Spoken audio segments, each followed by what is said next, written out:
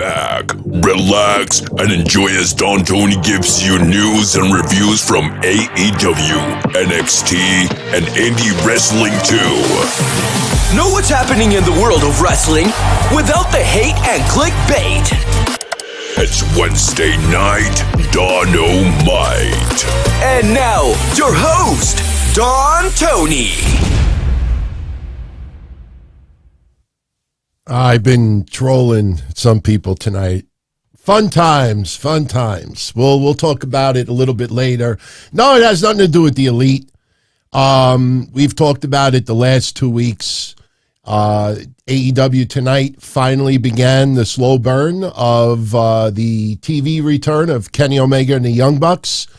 I know they're trying to portray on TV that, you know, their history is being erased.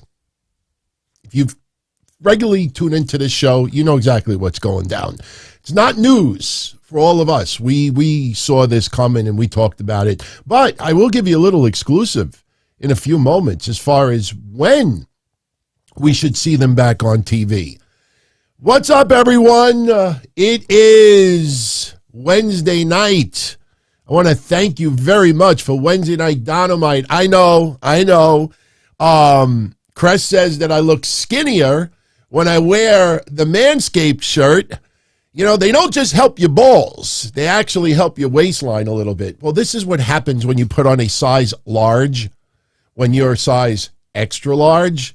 That's no joke. Thank God the room is a little bit dark, because I think there probably would be more rolls than a bakery right now. You probably see creases. So, by the way, tonight's show is brought to you by Manscaped. We will plug them in a little bit, but if you go to manscaped.com, enter the promo code DONTONY, all one word, you get not only 20% off your entire order, you also get free shipping. So how's everybody doing tonight? We just had Dynamite go off the air, and, you know, everybody is now, oh, babyface MJF. Listen, I'll say this, okay? From what I was told, you know, MJF is the devil. We knew that. But, you know, the devil is very deceiving. And yes, the devil may have got his ass handed to him tonight by the Firm. But in the end, you know, we still think that MJF is going to show his true colors. I don't see him going full-blown babyface. I know the fans want to get behind it and everything, but nah, I just can't buy it. I just can't buy it. The only two reasons that if you said to me, DT, give me two reasons to justify MJF staying as a full-blown babyface. Reason number one, CM Punk. Not only what happened, his injury. Remember, even if there was no media scrum, even if there was no backstage fighting, CM Punk still would be out of action. CM Punk was their top babyface, their top merch seller, their top revenue generator. So who replaces CM Punk as that top number one babyface? I know some of you think that it's Jon Moxley. It's not. I know some of you think it could be Bryan Danielson. Sure doesn't feel that way. So if you're going to replace CM Punk as a top babyface merchandise seller, somebody that the fans could truly get behind, MJF is your guy. Reason number two, MJF, more as a babyface, does not have to go way over the top with his promos. If anybody has been paying very, very, very close attention to MJF's mic work the last month, and it's not just, well, he's back. No, you see that the network has requested from AEW, tone down the language, tone this down, tone that down. You know, you don't see a lot of what you used to see. And MJF, listen, we've talked about it before. If that guy ends up going to WWE, he's not going to be able to say half the shit that he used to say. So MJF, more as a babyface, can still have an attitude, can still be snarky, but he doesn't have to be that uber vile person that just says the most disgusting things around. Listen, any wrestler that can talk. If you say to them, say whatever you want. Say whatever you want. You could call people names. You could call people crack whores. You could do this. You could do that. You could say anything. Nothing is out of bounds other than the F word. You know, of course, the promos would sound that much more powerful. You know, one of the things that I'll never forget, and I know it's trivial, and I know a lot of you will say this is stupid, but I'm going to say it anyway. You know, ECW, when they went to pay-per-view in May 1997, you know, it was supposed to be on pay-per-view sooner, but then unfortunately we had the mass transit incident and, you know, a few other things were going down. And, you know, in the mid-90s when ECW was trying to get on pay-per-view, it was looked at like outlaw wrestling. I mean, MMA was not received like it is now. So the Dudleys, when they would go to the Elks Lodge, when they would do house shows, they would almost cause riots. And Bubba Ray Devon, they would say some of the most vile shit. They would say worse in a lot of cases of what MJF says. I mean, you had literally near riots with the Dudleys. When they showed up on the first ECW pay-per-view, even when they showed up on WWE television down the line, to hear Devon, who would always call someone a piece of shit, and now he gets on the mic and he says, you know, all of you, nothing but pieces of garbage. It reminded me of when I watched Scarface or the Blues Brothers or any R-rated film on regular TV back in the 80s when all the words were censored. You know, that's what it felt like. So MJF has to change his vocabulary. This is a challenge. So again, I still believe in the end, MJF goes full-blown heel. William Regal ultimately supposed to get attacked by MJF. So even though MJF was laid out by the firm today, and even though MJF was fired Stokely, I don't think anybody wanted MJF involved with the firm or Stokely or anybody else anyway. But the devil does his own thing. So even though he got beat up today, and who knows, maybe in a week or two, we have a match on Dynamite, MJF teaming up with Jon Moxley against maybe Ethan Page and W. Morrissey. That could very well happen. But I still think in the end, you know, MJF, I just can't see full-blown babyface. You know it's the devil. And at some point, the devil is going to turn. He's a snake. He's a snake. Never trust a snake.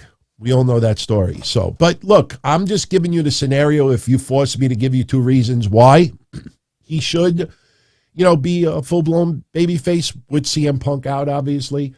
Now, as I have been preparing everyone the last few weeks, we don't do full-blown Dynamite and NXT reviews anymore. There's 1,000 podcasts out there that do it. So we will just give you a brief recap. Anything that stands out from any of these shows, we'll talk about it in a little bit more detail. But these are not going to be TV review recaps anymore. It's too many of them out there. So we'll definitely get into stuff. And yeah, we definitely have to get into something that happened last night on NXT. I have been trolling people all day. I've been trolling people all day. Yes, I know the screen is blank, but I emailed a couple of my friends, and all I did was attach this file. Now, look at it closely. Now, this might actually hypnotize you. If you watch it a couple of times, you might get hypnotized. That's fourth-generation wrestler. It's even better. It's even better when you do it with audio.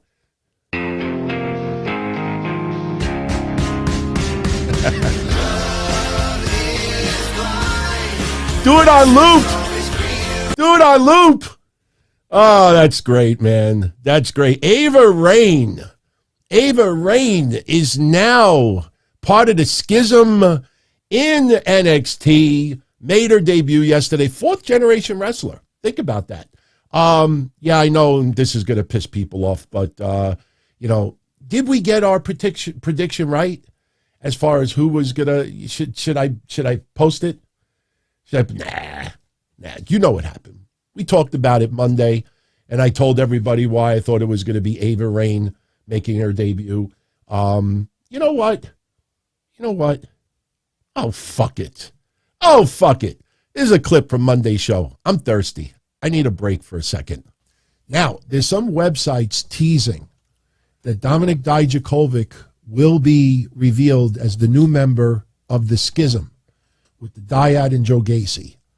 So a lot of you want me to comment about that. And I'm telling you right now, it is not going to be Dominik Dijakovic. All right. This was the segment announcing the reveal on Tuesday. Now, I want to show you 4 pictures actually. Okay. This was a couple of weeks ago. The first thing you should notice right away, even though the person is leaning against a box, is the person is not as tall as Dominik Dijakovic. Not even fucking close. Plus, the body is kind of small. All right? So now, let's go back to September. Because a lot of people in September were probably not paying attention to NXT. And this person was standing. If you look, I'm not trying to be nasty here, everyone. That looks like a little set of titties. There. So that is a woman. And when they flashed the camera straight, that is obviously a female's pair of eyes. That is a woman. So the reveal is going to be a woman. Now, a lot of you are asking me who I think the woman will be. My choice might surprise a lot of you out there. Who do I think it may be? I think it may be The Rock's daughter. I look at the eyes. Let's look at the eyes again. I look at the eyes. I don't know. For some reason, I think it's The Rock's daughter. You know, can she pull it off? I don't know. But again, I look at this picture, you know, and I'm not saying that The Rock's daughter has a small pair, but the physique looks very similar. And for me, the eyes match. The eye color matches. And that's what I'm going with. So we will see. Personally, if it ends up being her, you know, that's going to be really interesting. And keep in mind, she may not have to talk all that much because Joe Gacy is the one that dominates the mic more than anything. I think it's going to be someone that we really have not seen on NXT television. The Rock's daughter has not been featured on NXT television. All right, so that was yesterday. Chalk one up for the good guys. Listen, I'll just give you my quick thoughts about this. I'm going to go into it with open eyes. Ava Raine, obviously new to the TV, you know, the WWE Universe. She is The Rock's daughter. And as we've talked about in the past, if you look at wrestling history, from the David Sammartinos to the Scott Putskis, and you go down the line, second, third generation wrestlers don't fare all that well. Changing her name, originally, people were pissed the fuck off. You know, why are they changing her name? Why can't they acknowledge? Look what they did to Braun Breaker. Why couldn't they just call him Steiner? Listen, you know, I think especially because she is still brand new in the world of pro wrestling, you don't want everybody to, you know, look at her and be reminded every single time that that's The Rock's daughter. Down the line, if she pulls this off and does a halfway decent job, you will have some casual wrestling fans who'll be like, you know, like, because right now people are like, oh, that's The Rock's daughter. I even advertise it as The Rock's daughter. But down the line, people will say the same thing, but they'll say it differently. They'll say, that's The Rock's daughter? That's The Rock's daughter? So, look, she hasn't done anything yet. So I'm not going to crap on it. It's interesting that they decided to go this route. Take a wait-and-see approach. I say we give it a month or two, see how she does, see what she does, and we go from there. But I will say this. You know, someone sent me this photo earlier. She is right next to Mia Yim, if you're looking at this photo. Pretty dramatic change if you really think about it. I mean, that was right at the beginning, and that is her now. So, look, I wish her well. You pay attention to the net. You got to be very careful who you listen to, because you're going to have two extreme different views on this. Some people are going to call it dead before it even starts. But you're also going to get some people who think that The Rock may retweet them or like them or just like fawn over the situation to try to get brownie points out of it. Believe me, I tell you, everybody that talks about her, that knows her personally, I don't know her personally. I don't know anybody really that knows her personally, but you see the vibe has always been positive with her. So, look, good luck to her. We'll see what happens. At the end of the day, you, me, and everybody else tuning in are wrestling fans. She has to entertain us. And we don't have to cheer her or jeer her simply because she's related to someone. But I think the further away that she is associated with her father, I think the better of a chance that she can actually do a halfway decent job. So we'll see what happens. So we got that out of the way. All right, let's talk a few moments about the Elite, the Young Bucks, Kenny Omega. By the way, there is a report going around. Remember 2 weeks ago when I said this is not an investigation? This was, how do you handle the legal side of it? Nick Hausman, remember him? Colt Cabana stuff? He's not a bad journalist. I've always said that. But if you look at his history with the Colt Cabana CM Punk stuff, it's almost like an obsession. That's how it's perceived to me. But he's not a bad guy. But something fascinating that was written today, pretty sure by him. Because now anybody that follows the show and follows what I do, anything Nick Hausman related to this, people get in touch with me. He is now saying that the situation where AEW Tony Khan have been focusing on is how to handle this legally. That CM Punk went the legal route almost right away. Gee, what show has been saying that since day one? Remember what I said 2 weeks ago? Just like the Vince McMahon stuff. Remember when everybody was expecting the bombshell? Vince McMahon steps down, two Matarazzas show up on Busted Open Radio. Were they from Variety or something? And they're almost baffled. They're like, why is this not a bigger story on the net? Why does this feel like it's being shot down? Everybody was hoping that there was going to be a bombshell. People were teasing, thinking that Vince McMahon was going to be arrested. People were saying, oh, we've just begun. Call me Karen Carpenter, we've only just begun. And meanwhile, here, we're like, no, the investigation is just about over. What happened 2 weeks later? It was done. It was over with. And people were left holding their balls in their hands. Hopefully they're trimmed balls by Manscaped. Oh, man. No, but seriously.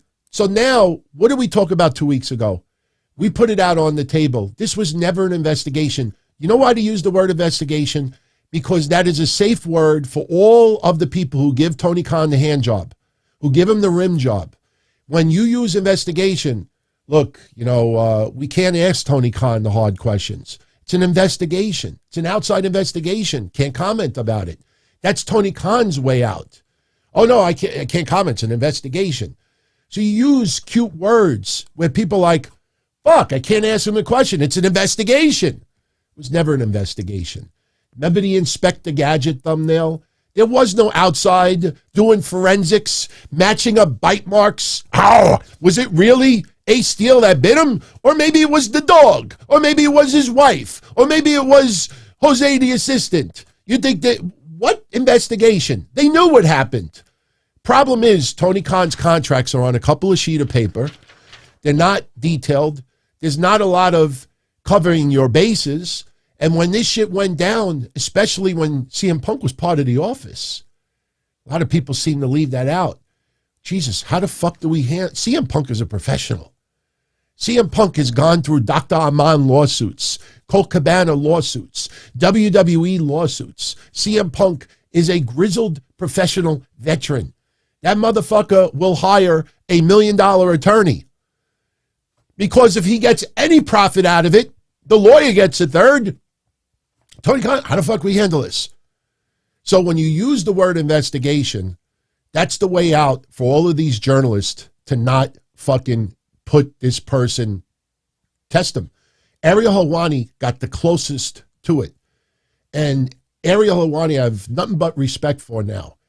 And I'm sure that'll be a topic of discussion next week, because don't forget, it is only 8 days away, everyone. JD from New York will be joining me here. I know he took Tony Khan's side on this. I take Ariel Helwani's side. So I'm sure this will be a hot topic to talk about. But here's the thing.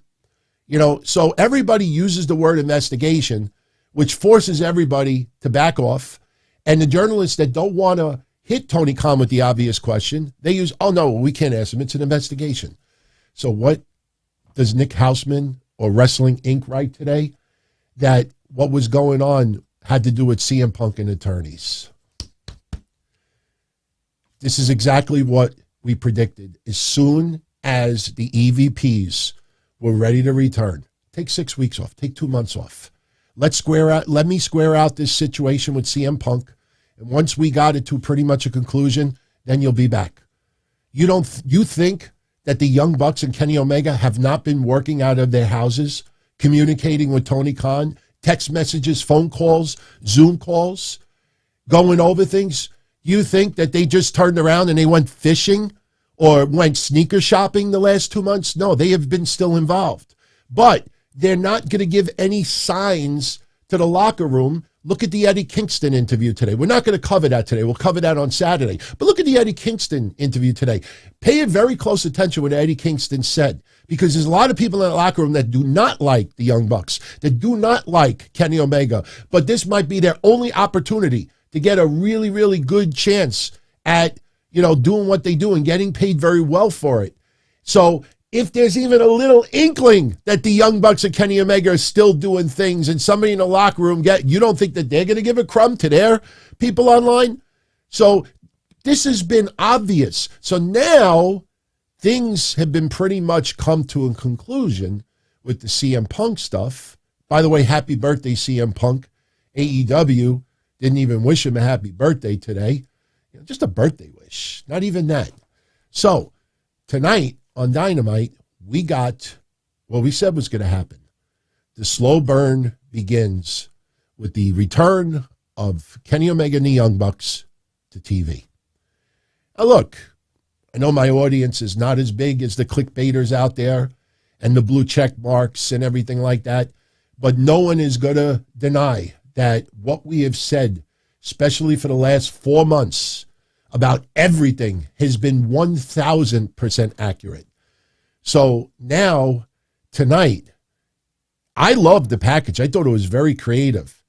They started showing vignettes going back to when AEW was first created. And they showed the Young Bucks in the parking lot, I think Jacksonville, and then they do some computer technology as if they're being erased. And then they show up at the first event, all in, and then they do some computer graphic work. It looks like they're being erased. So this is a sample of what you got today on Dynamite. You basically got them, watch closely, they're being erased from history, everyone. They're being erased from history. Need not worry. Right now, AEW is targeting the Full Gear pay-per-view. And what will happen at Full Gear? This will happen. That is what's going to happen. So right now, you have this. Oh, yeah, let's celebrate a race from history. Have no fear, everyone, because in the very near future, you're going to get this. Oh, look, they are back. Now, they obviously won't do that live because this ain't Star Trek. They're not going to be beamed into the ring, but that's what's going to happen. Could the Elite return to TV sooner? Sure. But Full Gear is going to be a stacked fucking card. Think about this card. You're going to have Moxley versus MJF. You're going to probably have Saraya versus Britt Baker. And, I think next week they're finally going to have to either reveal clearly that Saraya is cleared to return, Or if they want to go a different route, they could make it the unsanctioned match that we've talked about for the last month. And you have the Elite returning. So will they go for the trios titles? Oh, we don't know. But as of right now, the Elite are planned to return at Full Gear. Maybe they return sooner for a ratings grab. But, especially with what's going on, you do it at Full Gear. I don't know how many people will buy the pay-per-view just to see the Elite return, but you best damn believe that they will be back on TV by Full Gear. So that's what we got tonight. By the way, we have a contest tonight. Everybody is welcome to play. I will give you the details in a little bit. Somebody tonight is not only going to win this new MJF Devil shirt, but someone also is going to win this Moxley shirt. Nice main event scheduled for Full Gear. So somebody is going to win both of those shirts. I'll give you details in a little bit. I won't make you wait an hour, I promise, because we're going to run down the show. And don't forget, tonight's episode of Wednesday Night Dynamite is brought to you by Manscaped. I will get into a few items in a little bit. This way, for your tiny little balls, if you need some grooming products, especially around Halloween time, I'll give you a couple of offers that you really shouldn't refuse. Unless you're not a man. Unless you don't have balls. I should say it like that. Got to be a little bit careful over here. All right, let's talk briefly match rundowns tonight on AEW. Then we'll talk about NXT a little bit.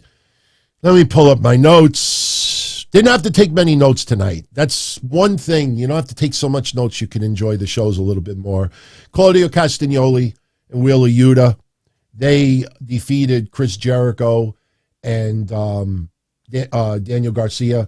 Now, they're suddenly teasing dissension between Bryan Danielson and Wheeler Yuta.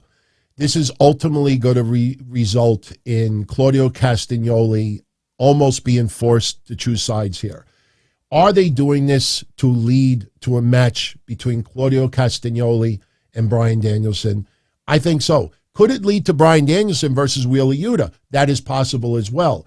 But, Bryan Danielson suddenly is not very happy with Wheeler Yuta, getting in his face last week. And by the way, with all the interaction tonight with Renee Paquette, I don't know if anybody noticed it. I don't remember MJF taking any little jokes, little shots either. But has anybody on camera acknowledged that she is the wife of Jon Moxley? I don't think so. Maybe one of the announcers when she came out for the first time when she got signed.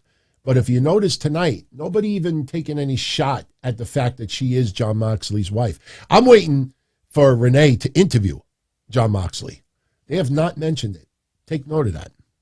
So, after Claudio and Wheeler get the win, Danielson is with Renee Paquette backstage. He's not happy. The Blackpool Combat Club show up minus Jon Moxley, who's preparing for his match. Yuta and Danielson start jaw-jacking a little bit at each other. Claudio separates them, and he's like, later on, we're going to sit down and we're going to straighten this out, do the right thing, and blah, blah, blah, blah, blah. We get the little vignette that I talked about earlier with the Young Bucks and Kenny Omega, the slow burn to their return. Chris Jericho, who is pissed off that he lost the match earlier, he now issued a challenge. Now, I had to replay this a little bit to try to understand what exactly is going on next week. Chris Jericho originally said that he'll challenge any former Ring of Honor champion. He doesn't care if it's World TV, Pure, Women's Champion. He doesn't care. He wants to face somebody. Later on in the night, they announced that next week on Dynamite, Chris Jericho is going to face a former Ring of Honor champion for the Ring of Honor title. By the way, take a shot every time they said Ring of Honor today on TV. I look, again, I'm not crapping on Ring of Honor, but this is hurting their product because they tout Ring of Honor. I almost have a headache. I mean, it's just too much. I feel like Ring of Honor is getting pushed more than even AEW at times. But that is what's being teased next week. But it's going to be a former world champion. Excalibur, towards the end of the night, also said it. Former world champion. Keep that thought on the brain. Hint, hint, hint, hint, hint, hint. Start thinking about it. I have your list of Ring of Honor champions, so we'll get into that in a few moments. All right. Swerve in Our Glory beat FTR #1 contenders match. Suddenly, Keith Lee and Swerve are back on the same page. You know, this is not like long-term booking. This is just we're not going to fucking focus on it every single week. People are pissed the fuck off that once again FTR. Keep in mind, remember the banner I showed you a couple of weeks ago that people online are petrified to bring to the surface because they want to be able to be talking to the in-crowd that praises everything about AEW. FTR, this was their first match since March 30th as a tag team under the AEW banner. This is not including Ring of Honor matches, AAA matches, IWGP matches, six-man tag matches. Tonight was their first match since March 30th, and they lost. Look at FTR's AEW win-loss record in 2022. It's like, what, 2-4 or 2-5? It's a joke. And tonight, FTR is obviously the most over team. Think back to the video game. Think back of the, pillow talk excuse as to why they weren't, on the roster. You can't be that stupid. People are just petrified to confront this because a lot of people that you associate with, a lot of podcasters, journalists, a lot of other regular folk out there, they may not talk to you anymore. They may unfollow you. And God forbid if you unfollow someone, if you want a great example of that, I'll show you one day in the future. I unfollowed somebody yesterday. I have not unfollowed anybody on Twitter probably in about 6-7 months. I had to unfollow one person yesterday because of something that somebody posted that was just absolutely awful. I didn't say anything publicly. I just decided, let me just unfollow this person. Well, once this person realized I unfollowed him, suddenly calling me every name in the book, putting me down and this, and I have yet to even say one word about this person to anybody, simply because I unfollowed them. How old are we? Think about our age. People getting triggered. So, no, it was not Kanye West. I don't follow Kanye West. Yay. All right. So anyway, the Ass Boys, the Gun Club, are at ringside mocking FTR. They end up interfering when FTR was around ringside, and this allows, Keith Lee to, get the upper hand on Dax Harwood, gets the win, and the crowd is like, what the fuck? So now we have the Acclaimed versus Swerve in Our Glory once again for the tag titles. The rubber match, as they're calling it. So that's what we have. Another segment that I don't know how I felt about it. I thought the beginning was cute. Saraya is with Renee Paquette. Oh my God, I can't believe we're back together. You're Joan Jett and I'm Blondie and blah, blah, blah, blah. And then before anything, here comes Britt Baker.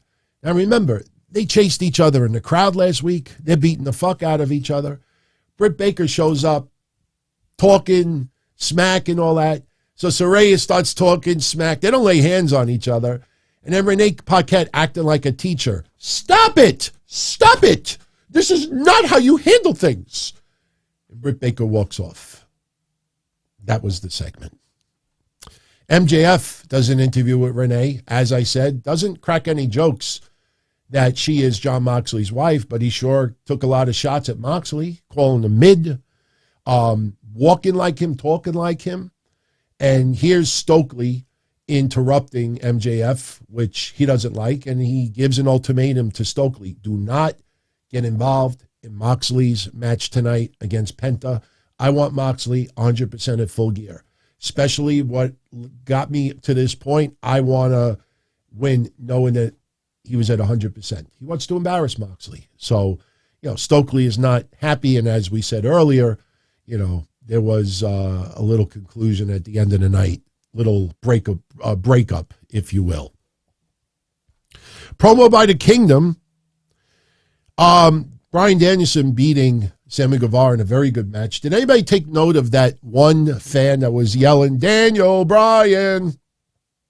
And he pissed off a lot of unruly fans out there because you could hear that tension in the air. Shut the fuck up.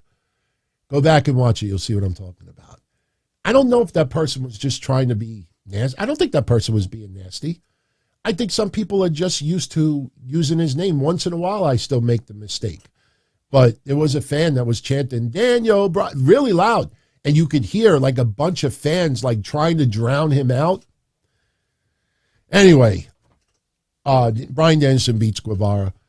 Ray Phoenix, the Acme Insta feud, everyone. Ray Phoenix is in the back.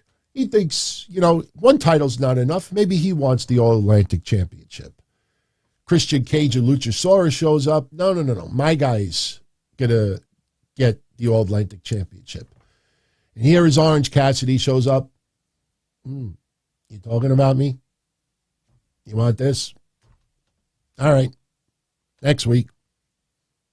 Blah, blah, blah. So next week, we're going to have Luchasaurus versus Ray Phoenix versus Orange Cassidy for the All-Atlantic Championship. Jamie Hayter beating Rio with the Lariat. Not a bad match. After the match is over, Tony Storm comes out to kind of provoke Jamie Hayter. That's probably going to be the match at Full Gear. And a lot of people are thinking maybe Jamie Hayter does get this championship. I don't know, man. I still think that there's something about Jamie Hayter, I think, that just rubs the brass the wrong way. I don't know. Unless Thunder Rosa is not close to any return. I should change that around. If she's not going to return by January. If Thunder Rosa returns by January, I could see Tony Storm retaining and then Thunder Rosa coming out, little confrontation. That may lead to a match. But I just get this feeling that Thunder Rosa may not be back in time for January. So they may have to, unfortunately, strip her of the championship and maybe make, Tony Storm the official world champion. I mean, my thoughts on the interim championship. It was a great idea in the beginning. I know they do it in boxing, but this is fucking awful. It started with Cody with the 2 weeks with that COVID scare story, and since then it's been fucking awful. You go back in the record books and you see, look at CM Punk, how long his first reign was. How long, and then, I don't know. To me, I think it's stupid. All right. Eddie Kingston, with a quick interview with Renee Paquette, basically, he predicts Moxley's going to win, and he wants everybody to leave him alone. Jon Moxley beats Penta. Not a bad match. Too overly scripted, in my opinion. When Penta is doing a move and he punches the side to try to loosen up Moxley's arm so he could, and then pulls it back. When he punches him once and then Moxley takes his arm and goes like this, and he's literally waiting for Penta to grab it. A couple of things like that, to me is a little bit unacceptable. But, look, you enjoy the match overall. We're supposed to turn a blind eye to it. It was not a bad match, but Moxley obviously was going to win. After the match is over, the firm shows up. Ethan Page, Stokely, Morrissey, they beat the crap out of Jon Moxley. MJF is shown on the rampway. He doesn't know what to do. He's contemplating, and the fans are kind of chanting, go make the save, go make the save. MJF finally goes down to ringside. He's just pushing everybody off. But then he looks at Stokely and he's like, you're fired. And that's when Stokely has the firm beat the shit out of MJF. Leave him lane, put him through a table, to be continued.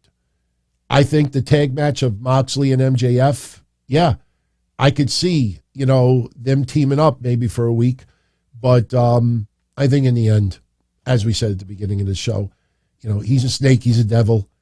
And it's too close to the devil and the whole character. I don't know. It just kind of feels that way. So Rampage this Friday, we have Claudio and Willa Yuta versus Matt Menard and Parker. Menard and Parker. Madison Rain versus Ty Mello. Wardlow versus Matt Taven for the TNT title. Next week, we have the Daddy Ass Birthday Bash. Kind of reminds me of ECW. Remember Big Ass Extreme Bash? If you've never seen that event, go check it out. I think you'd really, really like it. I think there's 2 parts to it. Renee will interview Britt Baker and Saraya next week. This is where I think the challenge will be made for Full Gear. Chris Jericho versus a former Ring of Honor world champion. And then we're going to have Darby Allin versus Jay Lethal. Now, this was strange because it felt like the Darby Allin promo may have been recorded maybe a week or 2 ago. Because next week is just a match. But Darby Allin gets into this story. And we talked about it last week when we said, anybody notice that Sting has disappeared? So Darby Allin tells a story why Sting hasn't been around. And basically the story is Darby Allin told Sting that he's not happy and he wants to just crawl into a hole. Crawl into a hole and die. And Sting is like, you can't do that. You're Darby Allin. And Darby Allin's like, yeah, you're right. But you know what? I have to prove it to myself. I got to do it alone. But he starts talking about Jay Lethal, that Jay Lethal has got something from his past, that's going to, take out Darby Allin or something. But next week, there's no teaser or a reveal or anything like that. And after Darby told this pre-recorded story, Jay Lethal is cutting a promo, which obviously feels like it was done today. And Jay Lethal is like, forget about that. Next week, we got a match. So it just felt like an outdated promo that they just decided to air anyway. Yeah, Sting is going to be doing a thing with Muda, but I'm talking about storyline right now. And, Sting and Muda hasn't happened yet, by the way. They're setting it up. Now, the contest. I'm going to keep it very easy. What we will do is, I don't know if we should do it in the live chat or if we should do it in the comment section or we should do a combination thereof. So maybe what we'll do is, because somebody hooked me up with a couple of shirts, maybe I'll go halves with them, and maybe we'll have 2 prizes. We'll have one in the live chat, and then we'll have one in the comment section. Now, the comment section, obviously, if anybody who's live, yeah, you could participate twice. You're not going to win both prizes. You're not going to double dip here. You could win it in the live chat, but as far as the comment section, somebody else is obviously going to win. So, you're not going to increase your chances, but I think this is how we're going to do it. In the live chat, whatever your answer is, you got to put hashtag first. Actually, no, you don't even have to do that in the live chat. But in the comment section, you're going to have to put a hashtag. Now, it's not a ratings predictions contest. No. This is how we're going to, don't write it yet. All right, as far as live chat goes. In the comment section, you can write whenever you want. All right, the contest is going to be this. All you got to do is predict which former world Ring of Honor champion is going to face Jericho next week. Now, if they announce his opponent before the next Wednesday, then obviously the contest will have to be tweaked some way, shape, or form. So don't post it in the chat yet. In the comment section, since the show will already be over, you can put your guess, but this is what you got to do. You don't have to put the full person's name. You could put their last name. I don't care. But in the comment section, you have to put hashtag first. I'll give you an example. CM Punk. Wait. No. Let's use Tyler Black, Seth Rollins. We know Tyler Black is not going to be facing Chris Jericho next week. Let's say you still feel, I want Tyler Black. I want to choose him. So in the chat room, when I say go, you would put Tyler Black. In the comment section, you got to put hashtag Tyler Black. All right? Because when I choose the winner next week randomly, we obviously are going to do it by name. If you misspell the person's name, it's not going to come up. So if you're going to put the person's name, make sure you spell it correctly. I think that's very important. Now, for everybody in the live chat, before you put your guess, let me read you the list of former Ring of Honor world champions. Now, obviously, some of these names are not going to appear. But as I read them, and there's not many, somebody may catch your eye and you'll be like, that's who I want. So here is your list. Jay Lethal, Samoa Joe, Roosh, Nigel McGuinness, Bryan Danielson, Adam Cole, Austin Aries, Jay Briscoe, Kevin Steen, Davey Richards, Takeshi Morishima, Jonathan Gresham, Tyler Black, Dalton Castle, Roderick Strong, Xavier, Cody Rhodes, Matt Taven, Bandito, Christopher Daniels, Eddie Edwards, PCO, Michael Elgin, Jerry Lynn, Claudio Castagnoli, Homicide, Low-Key, CM Punk, James Gibson, Kyle O'Reilly. And Chris Jericho, obviously, he's not going to fight himself. So that is your list of former world champions. So now, for the live chat, you're only going to have about 30 seconds to post this. So I'm going to put go right now. Write in the chat room who you believe it's going to be. Who's he going to face? Make sure you spell it correctly. So let everybody, we'll give them like 30 seconds. While I do that, tonight's episode of Wednesday Night Dynamite is brought to you by Manscaped. Hey, we're right around Halloween, everyone. Michael Myers is sure scary, but something tells me that your balls might look a hell of a lot scarier right now. Luckily, our friends at Manscaped launched their 4th generation performance package. Show me the performance package. There you go. Have you ever tried to trim your balls and it turned into like a bloody horror film?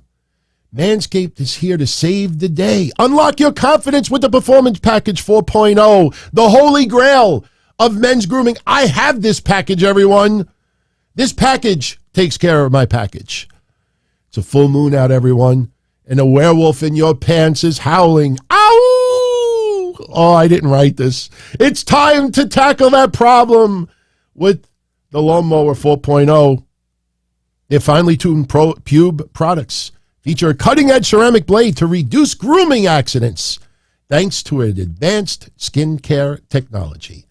The Lawnmower 4.0 really is the greatest ball trimmer on the planet. The Performance Package 4.0 includes the Weed Whacker, a nose and ear hair trimmer. How many of you out there trim your nose hair, but you forget your ears? And then you go out to a club or a restaurant and you go into the bathroom and they have really bright lights and you're looking at your face, you wash your hands, and then you look and there's like a couple of hairs like sticking out of your ear. Can you imagine if your significant other just decides one day to suck on your earlobe and they get hair in their mouth? Has it ever happened to yours truly? I refuse to say. Anyway, seal the deal, everyone, with Manscaped's Liquid Formations, the Crop Preserver, their ball deodorant. Yes, they have deodorant for your balls, and the Crop Reviver. Remember, Manscaped has many other products. They just launched this body buffer. 100% antibacterial body scrubber is just what you need to keep yourself fresh, clean, and exfoliated. And if you want to pick up the Performance Package 4.0, you get free boxers. Yes, I have them. I will not model them, thank you very much. And believe it or not, that newspaper, everyone, you do get that. True story. When they sent me a gift, even though I've bought products from them also, they sent me that newspaper, and I threw it right in the garbage. I thought it was like packing material. And then my now wife looked at the garbage pail, throwing something away, and she's like, what's this in the garbage pail? We save balls. And I said, what are you talking about? And I look in the garbage pail. I pulled the newspaper out of the garbage pail, and that in itself, my wife's like, ew, gross. You took something out of the garbage pail. And I was like, oh, fuck, this is a pretty cool newspaper. Package, cleanse, position. So If you're looking like Wolverine down there and you haven't cut your nails recently, either make sure to look into the Shears 2.0 nail kit. They got so much shit over there, everyone. Get 20% off and free shipping. Manscaped.com. Enter the promo code DONTONY. Get 20% off. All right, contest is over. Contest over. So when we replay this next week, I will look back and see who got the name right as far as Jericho's opponent. What I will then do is I will put everybody's name on the wheel like this, and maybe we'll spin it on the Don Tony Show next Saturday. Because remember, we go live Wednesday. I'm not going to have enough time, to put everybody's name on the wheel. So we'll announce who qualifies next week, and then we'll do it on the next episode afterwards. So, all right. So again, in the comment section after the show is over, if you want to participate, just put hashtag and whoever you pick as your opponent for Jericho, and we'll see what happens. All right. Let's get into a little bit of NXT. And then we got to talk a little bit about New Japan, because they issued a response to Karl Anderson, but something tells me this is storyline. I don't think we should jump the gun yet. Oh, and there's something about this guy, Austin Theory. I'll tell you right now.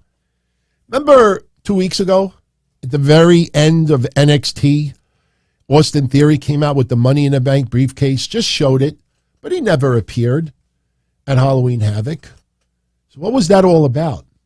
Believe it or not, everyone, WWE is seriously considering that when it's time for Austin Theory to cash in the briefcase, he may cash it in at an NXT event. They may have planted the seed 2 weeks ago for a future cash-in. Now, why did they do that? Because as far as we were always under the impression, whoever wins the briefcase could cash in on Raw or SmackDown. Now, logic would tell you WrestleMania is coming up. If I'm Austin Theory, why would I not cash it in for the World or Universal Championship or Unified World Championship? Why would he prefer, I don't want that, give me the NXT Championship? I mean, why would you do that? So it's him coming out was just to tell all of us subconsciously, yeah, I could cash in for the NXT Championship.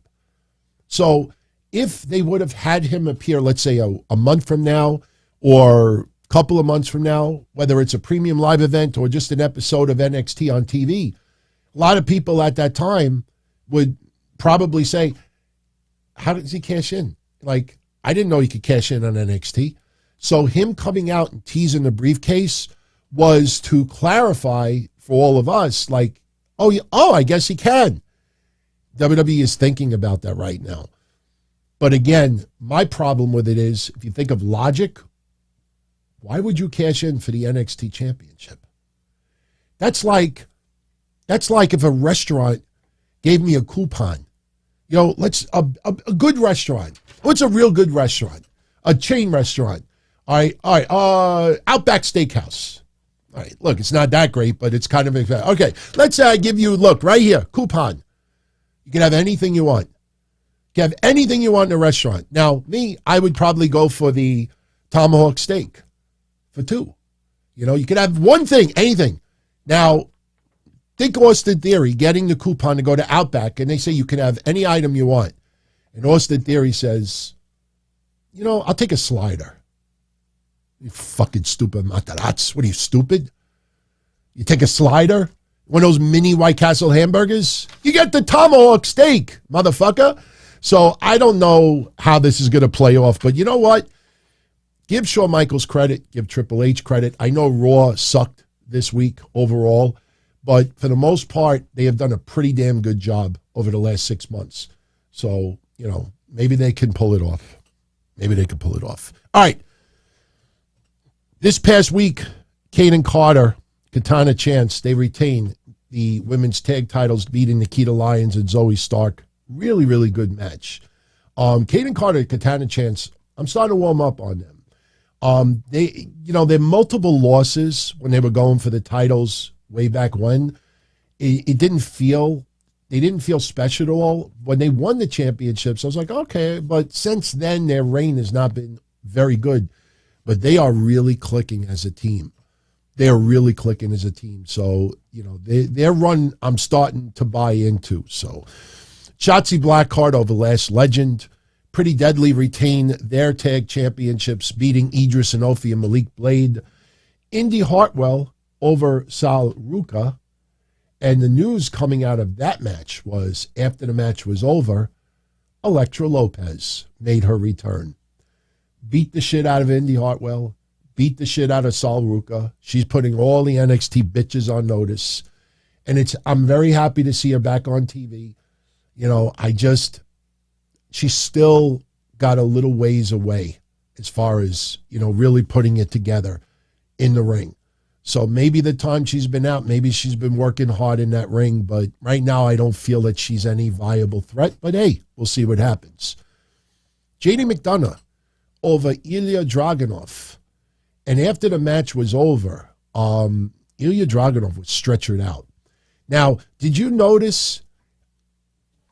I don't know how many of you out there that don't brush your teeth. Any of you out there get bloody gums? Where, you have like swollen gums, and if you just like suck your gums hard enough, you could actually draw blood. I don't know if you know anyone that does that. My grandmother used to do that. Hey, you want to see something? And then we'd see blood. Don't ask me why. But Ilja Dragunov had blood coming out of his mouth. Now, you could taste blood, so you know when you're bleeding. And what he was doing was, if you look closely, he was trying to show more blood. So he was sucking the blood out of his gums. He was doing like this. And then he was spitting it out. He was doing, I don't mean to be gross, but just pretend this is blood. This is what he was doing.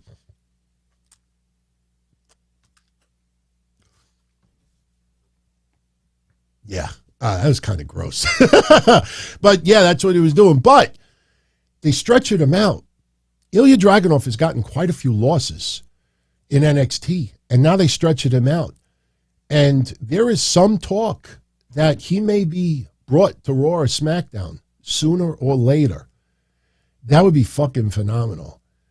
Could you imagine if they bring him to SmackDown and he rekindles that feud with I almost said Walter, with Gunther? I don't know if anybody even thought about that. If Ilja, now remember, I think Ilja would be perfect teaming up with Ludwig Kaiser. But if they didn't want to go that route, could you imagine if they put Ilja on SmackDown? I mean, we have just had bangers with Gunther and Sheamus. Imagine if Ilja shows up and we get 3/4 of the match that we got that time in NXT. Be mind-boggling. That would be fucking awesome. So, when I put this in the synopsis yesterday, I got a DM from someone, and they're like, I just can't see, why would they put him on the main roster?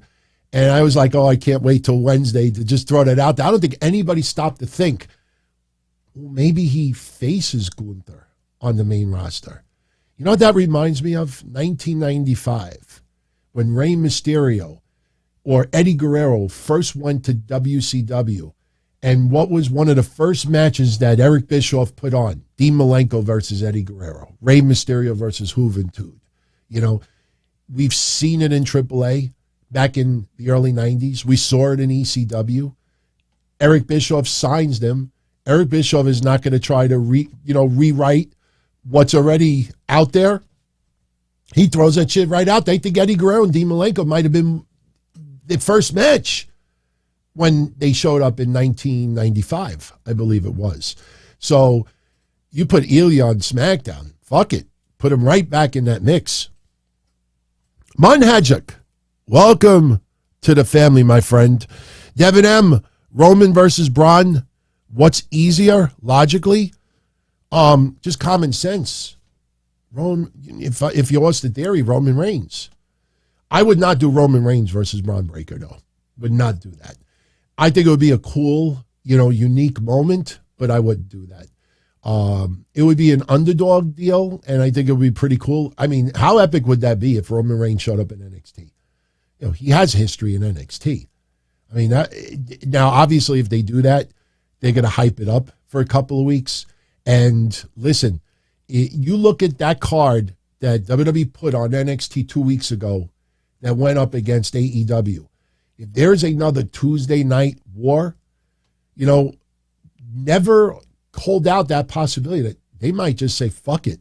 Let's get Roman Reigns or Sami Zayn or somebody like that on NXT for one night and hype it up for a couple of weeks. That would be really, really interesting. Shout out to KD. Thank you very much, my friend. Watch party misses me there. Do I seriously think having a great reveal on NXT? And what's her name? Is she placed with this stuck in the middle group? I don't think this helps her at all. My thoughts as far as I already closed it out. Maybe I didn't. So he's talking about this person. Yeah, we got a troll.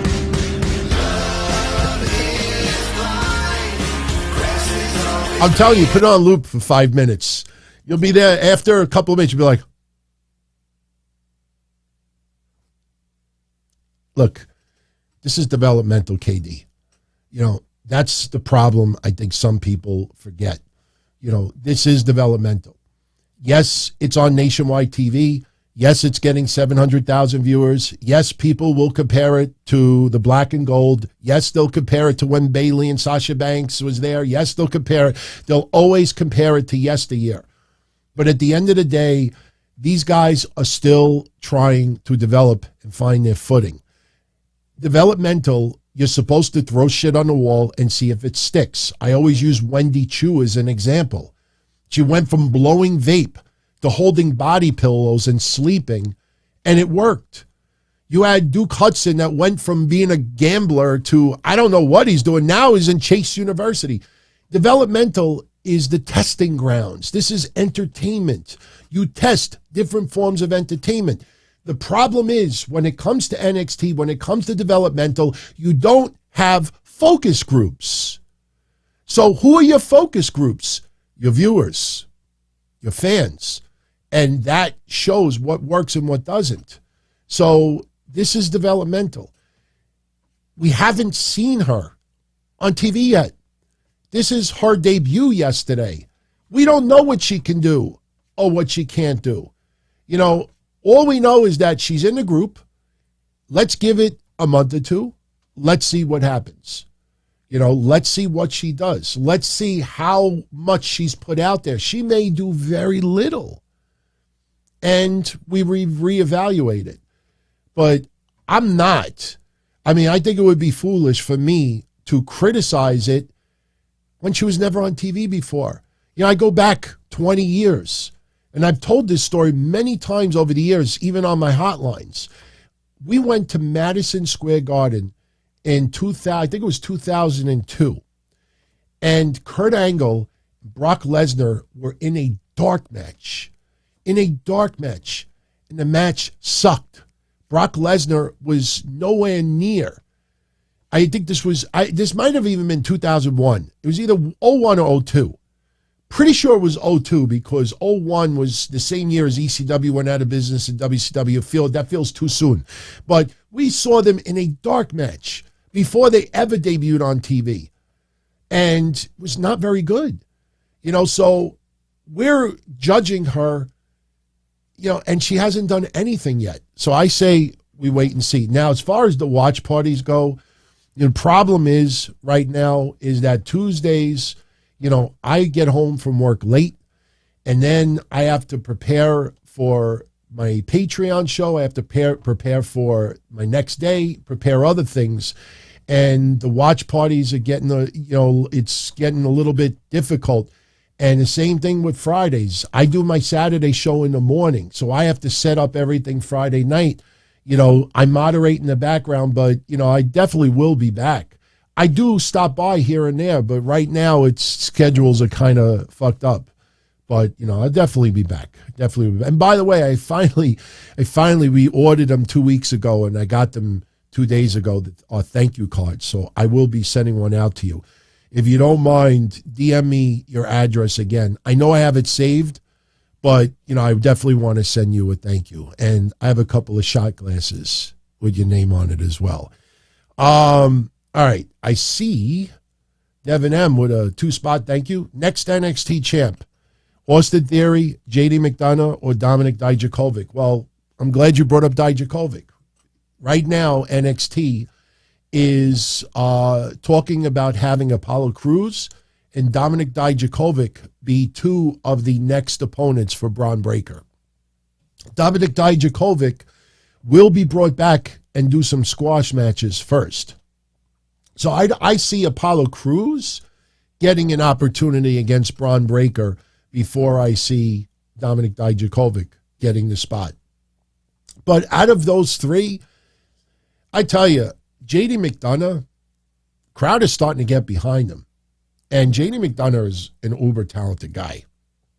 That's a guy that I've said, and I even said it yesterday on Patreon, I have a hard time picturing him on the main roster. I don't know why, but I don't see where he would fit in right now. But I would say JD McDonough before Austin Theory or Dijakovic. But JD McDonough, he's pretty good, man. I mean, he really is. For NXT, he shines. He shines. On the main roster, I don't see him getting anywhere near that opportunity. So, all right. So also, we had Indus Sher, Sangha, and Veer Mahan attack the Creed brothers. So much for them being baby faces, right? Sangha, very pleasant, very kind, with the women backstage, all about respect. But you know what? I liked it. The Creed brothers, that is going to be a tremendous challenge. I am already envisioning some of the crazy-ass power moves that they're going to do. But, Indus Sher are finally back in the ring, and we will see. I mean, will they have a match right away? It'll probably get set up for December 10th. But Indus Sher showing up and taking care of business. Now, next week on NXT, we're actually going to have R-Truth main eventing, taking on Grayson Waller. R-Truth showed up in NXT yesterday thinking it was Halloween Havoc. You had Wesley and Grayson Waller in the ring as well, and you know how R-Truth is. If you've watched him on WWE Raw and SmackDown, you know. He thinks it's Halloween Havoc. Grayson Waller's like, that was 3 days ago. And he starts mimicking Grayson Waller. Matches issued, the challenge is issued. They will face each other next. R-Truth, man, how awesome of it 24-hour period was that? If you're a fan of R-Truth, you had to really enjoy the last 24 hours. His segments with Miz and Gargano, him beating the Miz, and now showing up on NXT and having a lot of fun back and forth with Grayson Waller. So next week also, Mandy Rose will be celebrating 1 year as women's champion. Who is going to challenge Mandy Rose? I'm not saying a match will go down next week, but somebody's going to have to interrupt that party.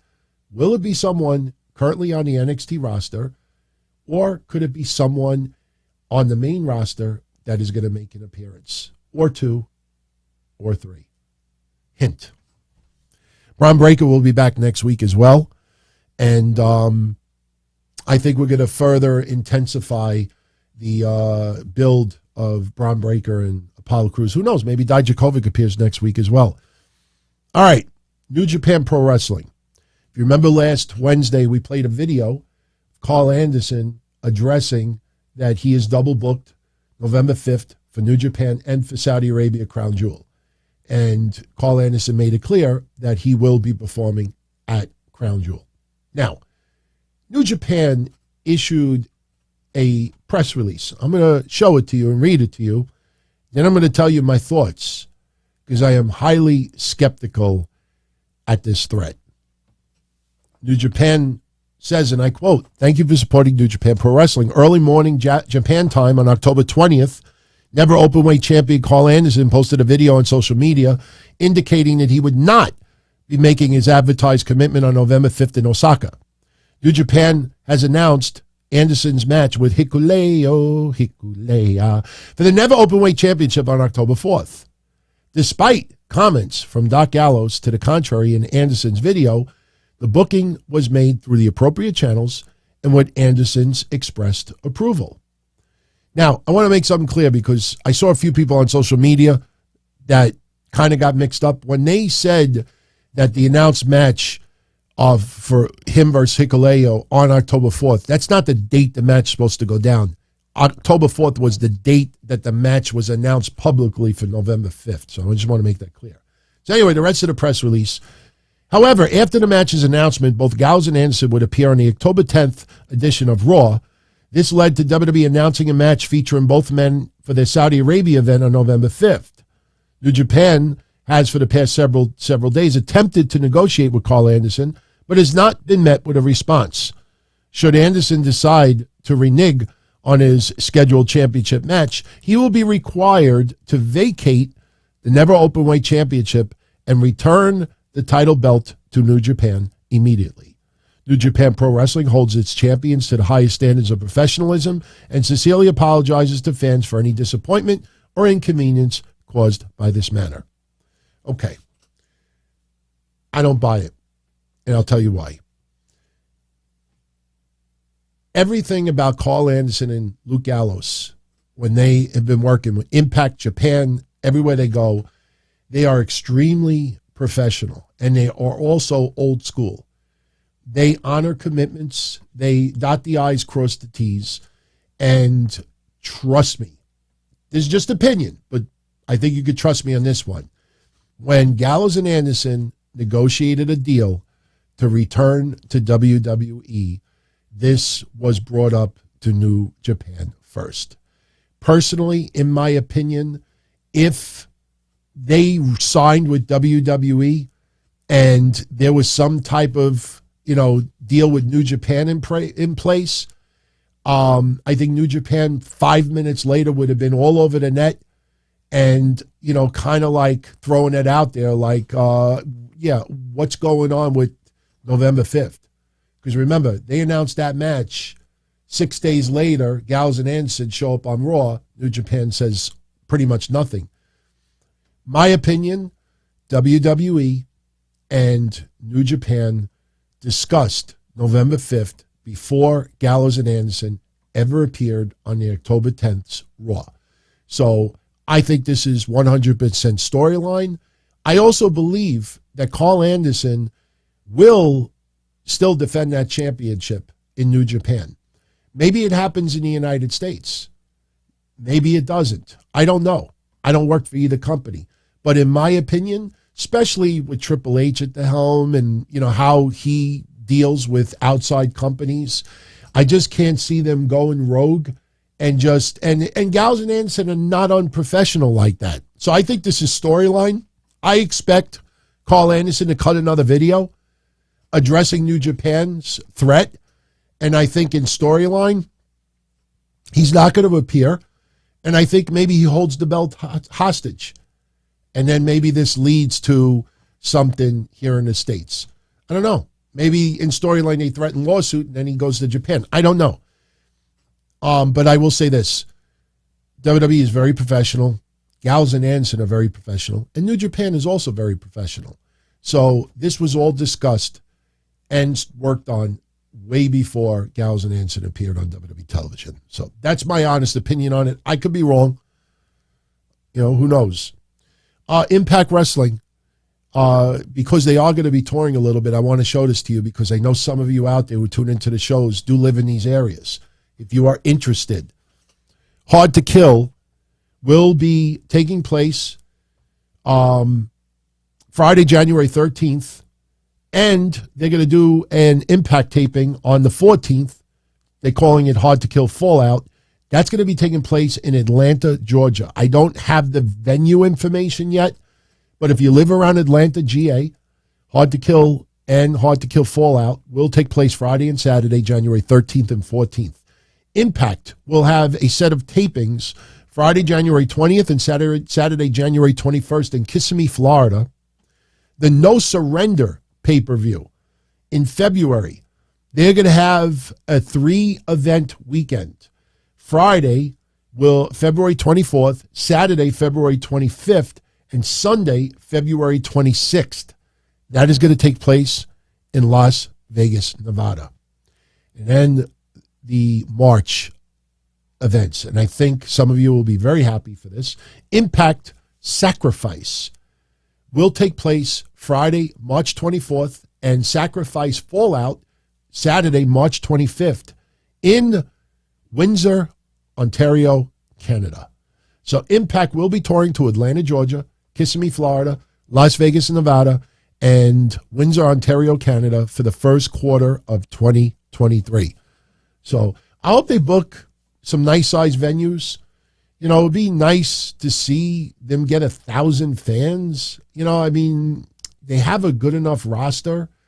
It's just, it's a shame to see in front of your eyes what's going on. It's a shame. But, you know, just figured I'd put that out there because I know some of you live in those areas. So anyway, with that said, I think we're going to start bringing this home. I really don't want to spend much time on this, but I'll throw it out there because it is starting to gain traction. Tony Khan went on Busted Open, I think today, and he addressed some comments that Eric Bischoff made recently.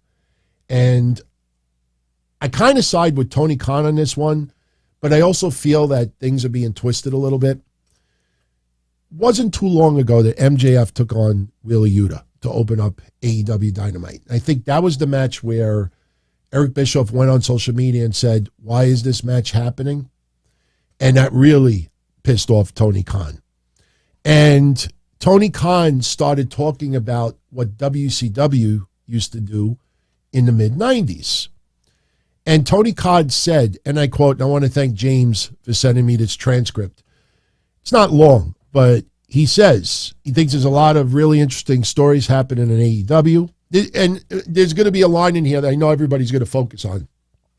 He says, "I noticed that things have changed a lot in the perception of how a wrestling card is built over the years." And he talks about over the last 20 years. He says, there's this perception that every match on every show should have a long storyline build on why it takes place. All right, hold your horses for a minute. I don't think any of you out there think that every match that you see on TV has to have a storyline build. If you had Chad Gable versus Seth Rollins, ain't no fucking storyline build. If you have Sami Zayn versus Santos Escobar, just throwing the match out there. Every week we get matches that have no build. So I think, and the problem is, with all due respect, nobody at Busted Open stops Tony Khan right there and said, wait a minute, you know, is anybody saying that every match requires a storyline? So I kind of think that Tony Khan there got away with one. But he addresses Eric Bischoff, and here is where I think he is actually making some decent points. He says, frankly, the person who I think has been the most incendiary and contradictory and hypocritical on this point is Eric Bischoff. If you watch Nitros, especially the good ones from 1995 to 1998, a lot of the quality of the show was seeing lucha matches and things that you didn't expect, and there was a certain exquisite randomness to the lineup of the card. You turn the show on, and it would be Rick Martel against Perry Saturn. That's pretty cool. Or you get Randy Savage versus Bobby Eaton, and various lucha matches that didn't necessarily have a build-up but were fun matches. So he goes on, and I agree with everything that Tony Khan said. But I also look at it like this. Number one, I don't know anybody out there that thinks that every match on TV has to have a storyline behind it. That's fucking, I don't want to use the R word, but it's stupid. It's very stupid. I don't know anybody that does it. And again, Busted Open because they want to have Tony Khan, and they got to have Tony Khan. No disrespect meant, but, you know, they let him get away with that. That'd be the first fucking words about Tony. I don't know anybody that feels that every match has to have a storyline. The big matches, sometimes, you know, I could see, but no one is saying that. But here's another thing. When we used to get Rey Mysterio versus Hoovy to open up Nitro, Or you got Eddie Guerrero versus Super Cal-O. We loved the matches. We fucking loved it. But if you were around at that time, you know damn well that those wrestlers were not the ones killing it in the ratings, killing it in the merchandise. People were not buying the tickets for them. Everybody was there for NWO. Everybody was there for Hogan, this and that. And that's also because of the way WCW treated a lot of these guys. Believe me when I tell you, I started my wrestling hotline in 1997, and I remember clearly people like, wow, you know what was so disrespectful? This was probably the most disrespectful memory I have with WCW Nitro as a fan. And nobody talks about it. You know what was so disrespectful? Watching Conan versus Ray or Psychosis versus Ray, which would be a great example. And you'd be watching a magical match in the ring, and all the commentators would talk about the NWO or Hall and Nash or the Four Horsemen or Hogan or Bischoff or Savage. They would never focus on those guys. You watch AEW now, and every match, if you take a shot every time Tony Schiavone says, oh, this is great. Oh, this is amazing. This is unbelievable. This is great. Oh, this is so great. Excalibur does it. Taz does it. Oh, this is great. You do that. You go back and listen to WCW. They would never. Now, Taz and Excalibur weren't in WCW, but Schiavone was. But that's not his fault. That's WCW. That's how they did it. So WCW was extremely disrespectful to the smaller guys, the vanilla midgets, as some of them were called back in the day. So I get what Tony Khan is saying, but I also don't think that Eric Bischoff, you, me, or anyone else out there thinks that every match you see on TV requires a storyline behind it. So, all right, everyone. I'm going to jet out of here. We are right around 90 minutes. I hope you enjoyed tonight's show. Again, I hope I don't disappoint anyone by not getting into these long, detailed reviews of Dynamite. I look around. I pay attention, and I see 1,000 people doing the same thing. Review, and then people with their reactions. I want to talk about the things. I try to talk about the things that may be on your mind after these shows go over. You think about, with MJF getting beat down. You think about Ava Raine yesterday. You think about, R-Truth. Things like that. Those are the things that we focus on. The Young Bucks, Kenny Omega making a return. You see how some news reporters are now very, very comfortably, the investigation's just about over. That's because these EVPs are starting to pass around crumbs again. Does anybody actually think that CM Punk, reached out to someone just to say, yeah, my dog got 2 teeth kicked in? You don't know anything else, but you know that the dog lost 2 teeth. You take a step back and you start thinking about it like shit don't fly. It's crumbs. It's crumbs. That's why I use the term crumbs. Crumbs are not supposed to. That's not what crumbs do, unless you give someone 1,000,000 crumbs. This is a fucking feast. What's going online right now is little by little crumbs. Thunder Rosa's favorite girlfriends in AEW are not featured on many matches lately. Crumbs. CM Punk went legal immediately. Walked out, went legal. Crumbs. It's crumbs. Now I even see Colt Cabana is now podcasting, and I'm not saying that he took on any hiatus, but now he feels comfortable, because nobody even confronted him. Like, why didn't you ever address or clear up the CM Punk stuff, or let us know if it was true or not true? And if anybody says, well, for the betterment of AEW, he just chose to remain silent, that's fine. But what about all his friends that were passing crumbs? I hear that he was moved to Ring of Honor, because of CM Punk. If that's not true, why you just clear that up and stop the fake news? Crumbs. So you're starting to see little by little crumbs. So when you see these little tiny nuggets, just remember crumbs, because that's what's starting to happen again. We don't get crumbs, everyone. I don't think we care. Do we really care? All right, everyone. You all have a good night. If you haven't checked it out yet, I did post the mailbag last night. If you're a member of our Patreon family, or if you're an elite channel member on YouTube, check out last night's Patreon show. That is up. I will be back here on Saturday morning, 11 a.m. for the Don Tony Show. We have a few things to get into. I'll leave you with a little Eddie Kingston teaser. This is just an opinion piece, but we'll talk about it Saturday. Eddie Kingston did an interview, might have been today, and he talked about the problems in the locker room in AEW. He made some comments about types of people and why they're doing what they're doing. I invite you to go check it out before I talk about it Saturday. Because I am a 20-year fan of Eddie Kingston. And anybody that's been tuning into these shows for many, many years, way before he ever showed up in AEW, we've shown love to Eddie Kingston. But if you read what Eddie Kingston said in this interview, or if there's audio and you listen to it, I think what Eddie Kingston said in the interview, he's doing the very exact thing that he is saying is a problem in the locker room. What he said in the interview is exactly what he's complaining about. He did the very thing, in my opinion. Now, I'm going to examine it more. I'm going to see if there's audio. Hope maybe somebody just typed it a little bit wrong. But on the surface, seeing it early, to me, it looks like, hey, Eddie, practice what you preach. You know, you're talking about these problems, but didn't you just do the very same thing that you're complaining about? Be well, everybody. Have a good night. As far back as I can remember, I always wanted to be a podcaster.